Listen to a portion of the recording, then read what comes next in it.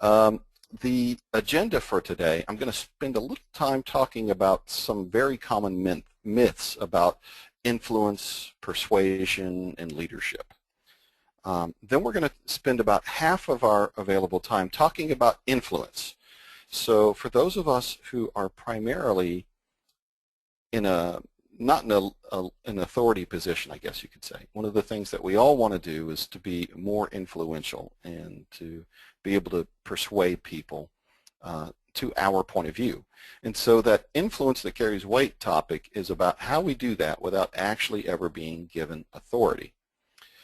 Kind of a passive way of building influence and high credibility in our organization. The second half of our session today will be about what we call direct appeals. And what that means is I'm going to actively try to change your mind or get you to do something or get you to not do something. I'm actively trying to sway your behavior. So influence can be very passive.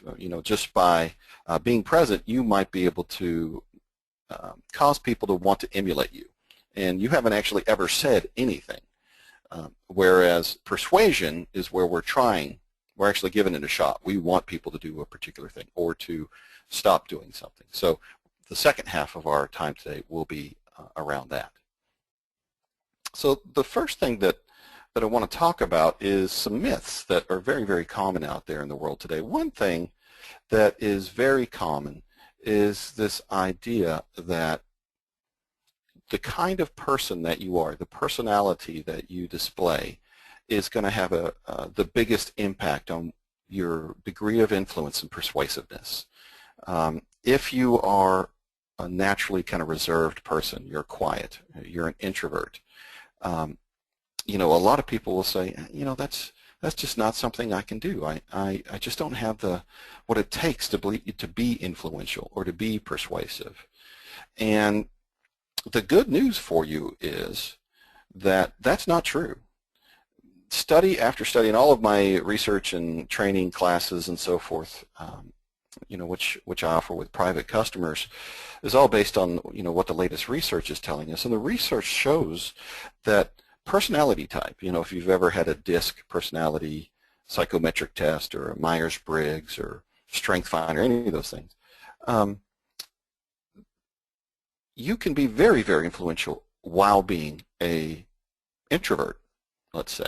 In fact, it surprises a lot of people to hear that when you look at presidents of the United States, who you might say are one of the most influential and obviously must have some degree of persuasiveness, of any kind of person out there, it's almost a 50-50 split between introverts and extroverts. And the reason for that is because there are strengths to introversion that can make your persuasiveness especially effective.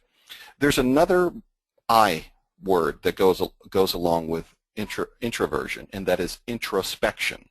So a lot of introverts are willing to take time to think about their situation, to reflect on it, and to kind of meditate on the problem before they open their mouth.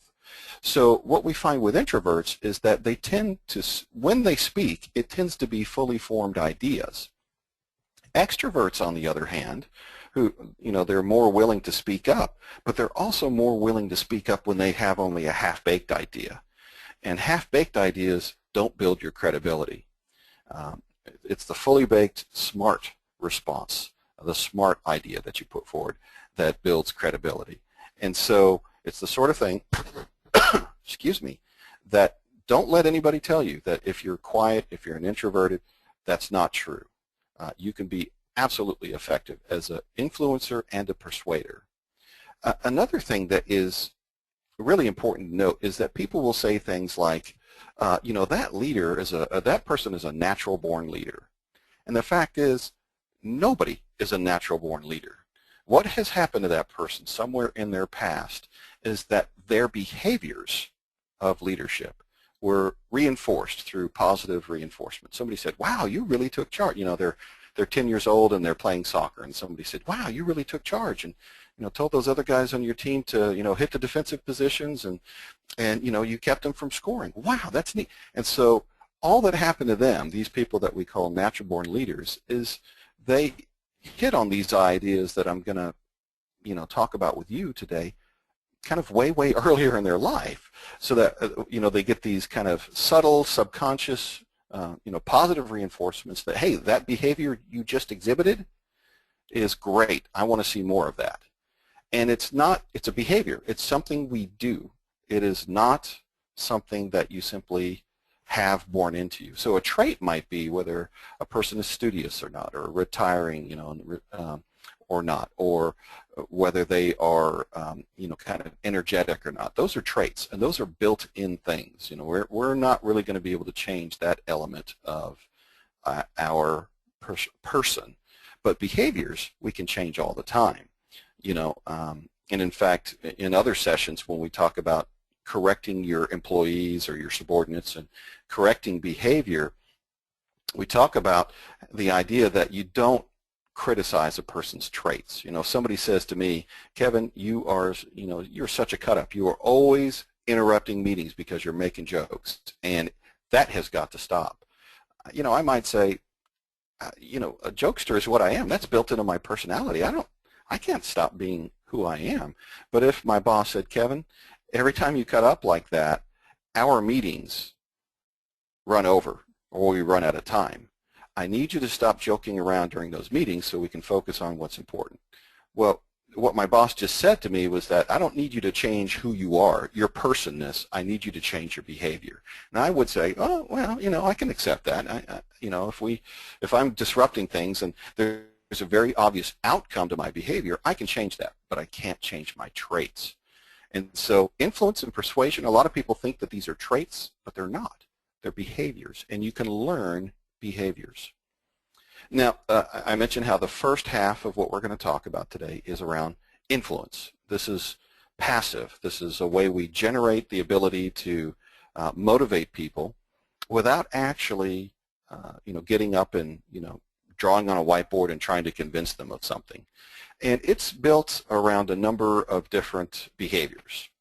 And if we don't have every single one of these behaviors, we can usually still be very, very effective influencers. However, if we're missing 3 of them, it's going to be a lot harder. If we miss, 2 of them, we still have a pretty good chance of building up what we would call political capital, the kind of ability to convince people that, a particular course of action is a good course of action without actually having explicit authority and without necessarily having to, to make a pitch for someone to follow what you're proposing or what you think is the right thing to do.